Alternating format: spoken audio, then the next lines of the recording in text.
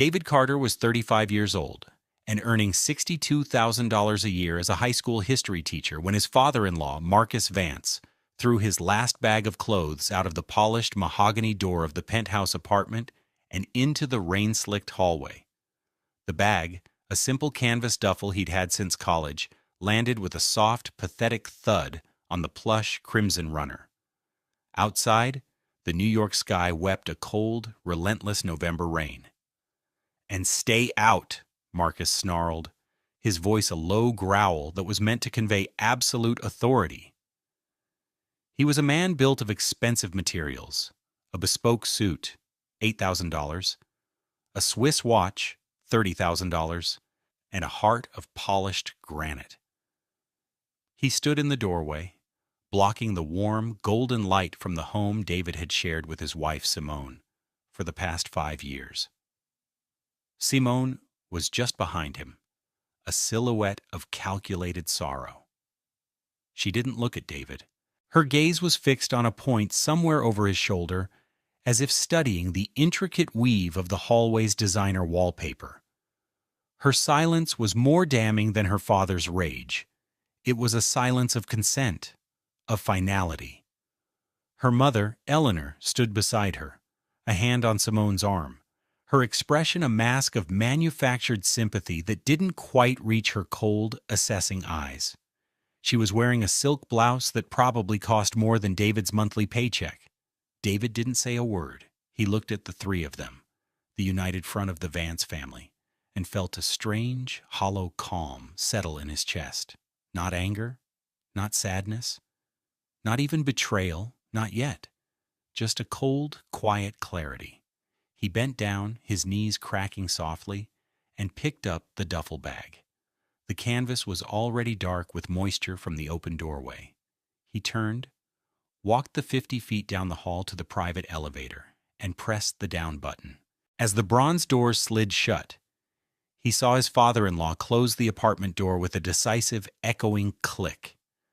Down in the lobby, the doorman, a kind older man named Hector, watched him emerge.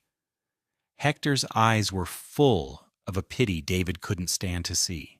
He'd seen the Vances' casual cruelty for years, the subtle digs, the dismissive gestures. He knew. Everyone in the building knew. David was the charity case, the humble teacher who had married into a world that would never truly accept him. "Mr. Carter," Hector began, his voice soft, "do you need a cab? It's coming down hard." David shook his head. "No, thank you, Hector. I think I'll walk." He pushed through the heavy glass doors and stepped out into the deluge. The rain was immediate and shocking, plastering his thin cotton shirt to his skin in seconds. He didn't have a coat. It was inside, in the hall closet, next to Simone's collection of designer trenches. He didn't shiver. He just stood on the sidewalk, the rain washing over his face, and looked up. 22 floors up, the lights of his former home burned brightly, a warm, mocking beacon in the stormy darkness. He had no idea where he was going. He had $36 in his wallet and a life that had just been declared null and void. What he did have, however, was a secret so deep and so carefully guarded that not even his wife, the woman who shared his bed, knew it existed. And in that cold, drenching rain, the seed of that secret began to germinate, not into a plan for revenge, but a plan for justice. To understand how David arrived at that rain-soaked precipice, you have to go back 10 years to a university library where he'd first met Simone Vance. He was a graduate student in history, buried in dusty archives, fueled by cheap coffee and a passion for the past. She was in law school, sharp and ambitious, with a laugh that could fill a room and an energy that seemed to pull him out of his quiet shell. He was captivated. She was, she said, tired of the shallow, money-obsessed men in her social circle. She found his intellect refreshing, his quiet dedication to his work noble.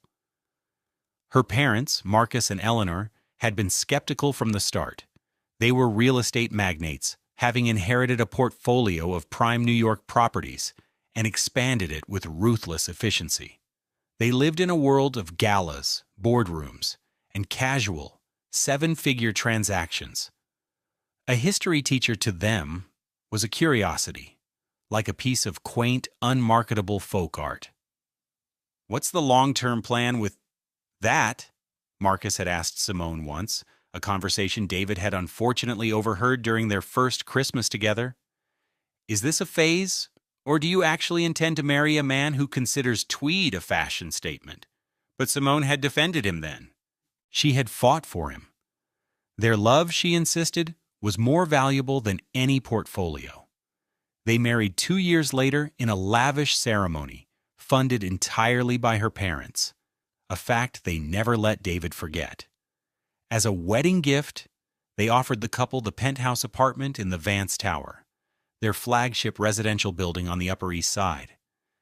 It was a gift with strings, a gilded cage. They would live there, rent-free, a constant reminder of the Vance's generosity and David's inability to provide such a lifestyle himself. For 5 years, David tried to make it work. He loved Simone, or at least he loved the woman he thought she was. He focused on his teaching, finding immense satisfaction in opening young minds to the complexities of the past. He would come home every day to their stunning apartment, with its floor-to-ceiling windows and panoramic views of the city, and feel like an imposter. Simone, who had joined a prestigious corporate law firm, slipped into her parents' world with ease. Her salary quickly eclipsed his, then doubled it, then tripled it. The woman who had once admired his noble profession began to see it as a liability. The humiliations were small at first, 1,000 tiny cuts. At dinner parties with her parents' friends, he would be introduced as Simone's husband, David. He's a teacher. The sentence always hung in the air, thick with unspoken judgment. When he talked about a historical event with passion, Eleanor would smile condescendingly and say, "It's so nice that you have a hobby you enjoy so much." Marcus was more direct. "$62,000 a year," he'd said one night over a dinner of Chilean sea bass, $85 per plate, at a restaurant where the wine list started at $300.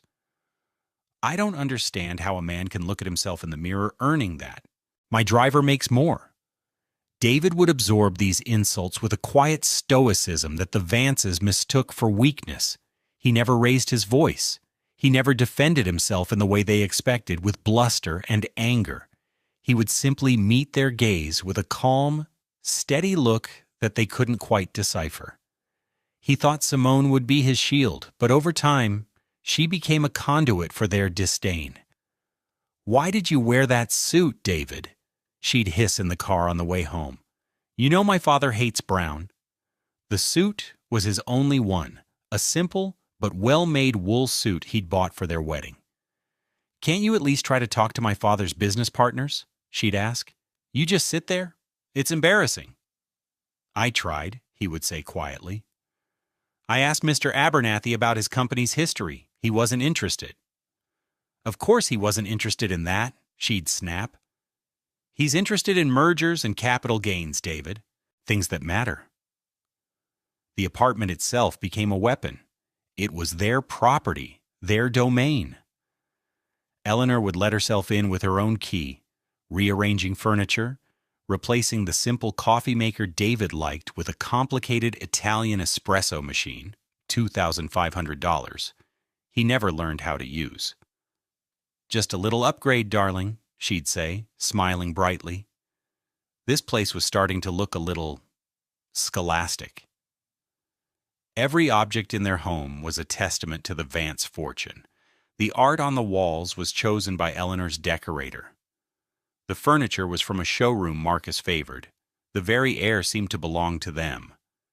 David's only space was his small study, a room lined with books he'd collected since he was a teenager. It was his sanctuary. One day he came home to find it transformed.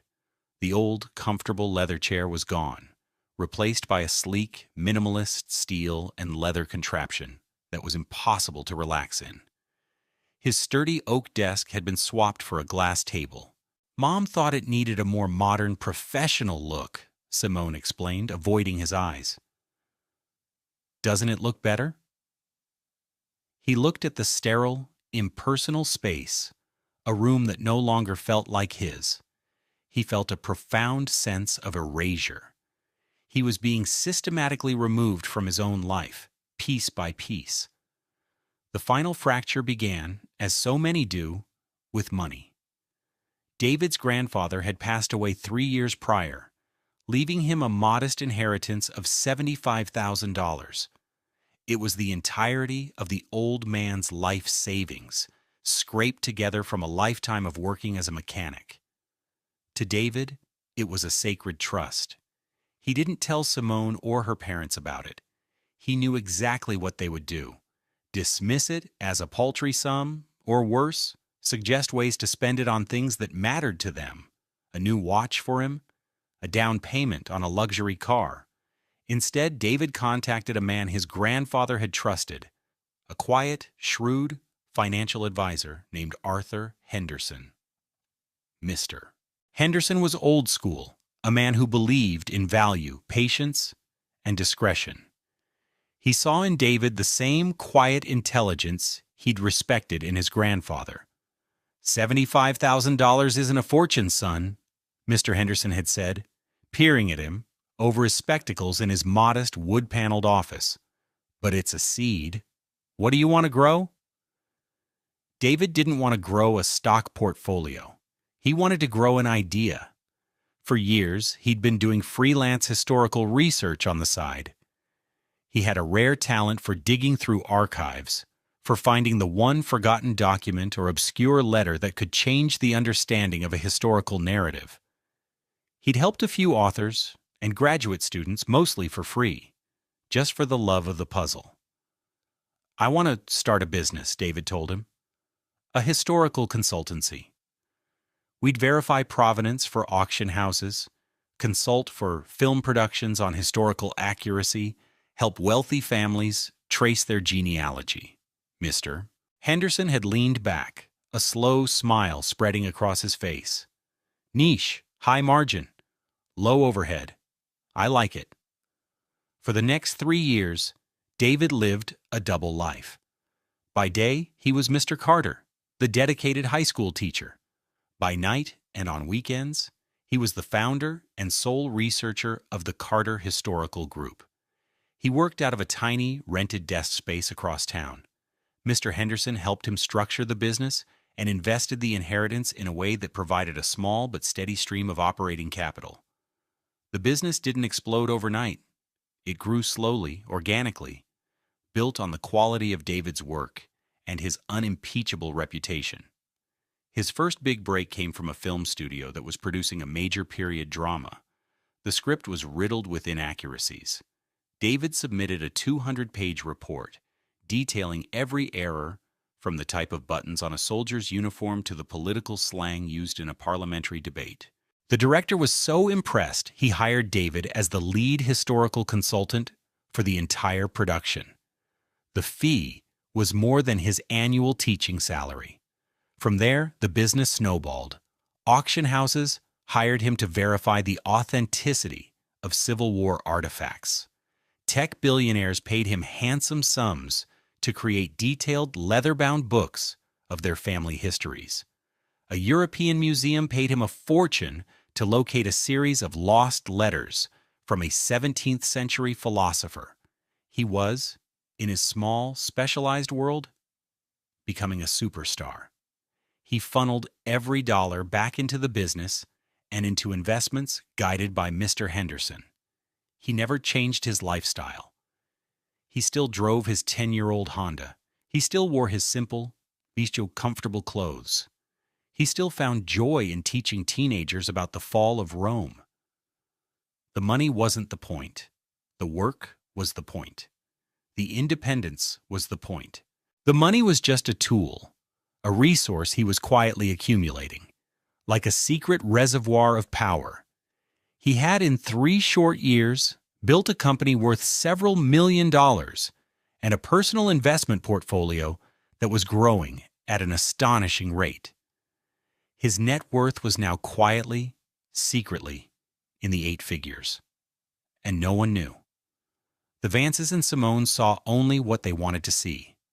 The humble teacher, the man in the brown suit, the financial dependent living in their building. His quietness was not seen as the discipline of a man building an empire in secret, but as the meekness of a man who knew his place. This profound underestimation was the greatest gift they could have ever given him. If you're finding yourself invested in David's story and believe that quiet strength is a superpower, take a moment to like this video and subscribe to the channel. We share new stories every single day that explore justice and vindication, and you won't want to miss how this one unfolds. Let me know in the comments where you're watching from around the world. The breaking point, the moment that led to the rainy night on the sidewalk, was an argument over a vacation. The Vances had booked a family trip to a private island in the Caribbean, a place where a single night's stay cost $5,000. David was expected to come. "I can't go, Simone," he had told her gently a week before the trip. "We have parent-teacher conferences that week and then final exams. It's the most important time of the school year." Simone had stared at him, her expression hardening. "You can't be serious? You're choosing a bunch of teenagers over your family? Over me?" "It's not a choice," he said. "It's my job. My responsibility." "Your job," she scoffed, the word dripping with condescension. "David, my father is chartering a private jet. My mother has bought you a whole new wardrobe for the trip. Everything is paid for. All you have to do is show up." "And that's the problem, isn't it?" he said, his voice still quiet but with a new edge of steel. "Everything is always paid for. Everything is a gift from them." "We don't have a life, Simone. We have a sponsorship."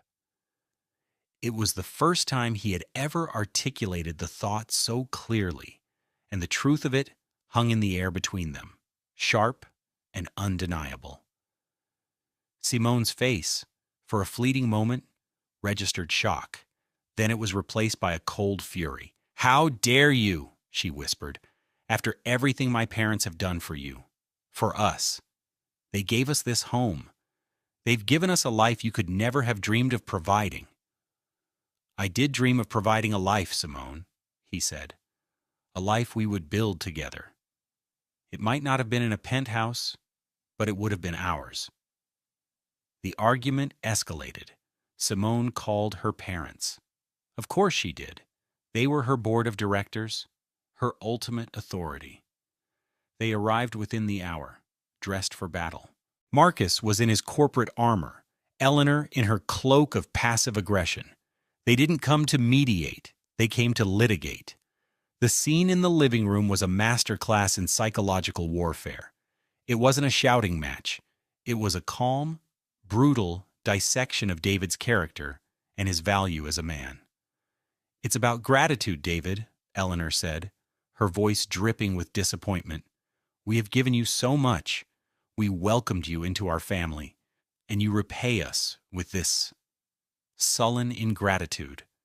"It's not about gratitude, Eleanor," David replied, meeting her gaze.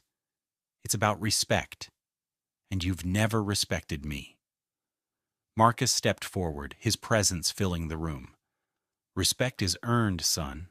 It's earned through success, through providing. What have you provided? You live in my building.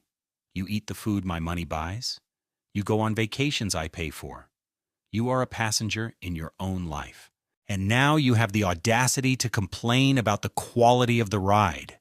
He turned to Simone. "I told you this would happen. A man with no ambition will eventually resent the ambition of those around him. He wants to drag you down to his level because he's incapable of rising to yours."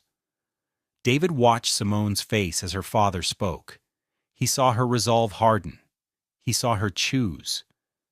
She looked at him, and the woman he had loved, the law student who had admired his intellect in the library, was gone. In her place was a Vance, her features settling into the familiar family expression of cool, transactional appraisal. "He's right, David," she said, her voice devoid of emotion. "I can't do this anymore. I can't live this half-life pretending that your job is as important as my career, that your contributions are equal to my family's.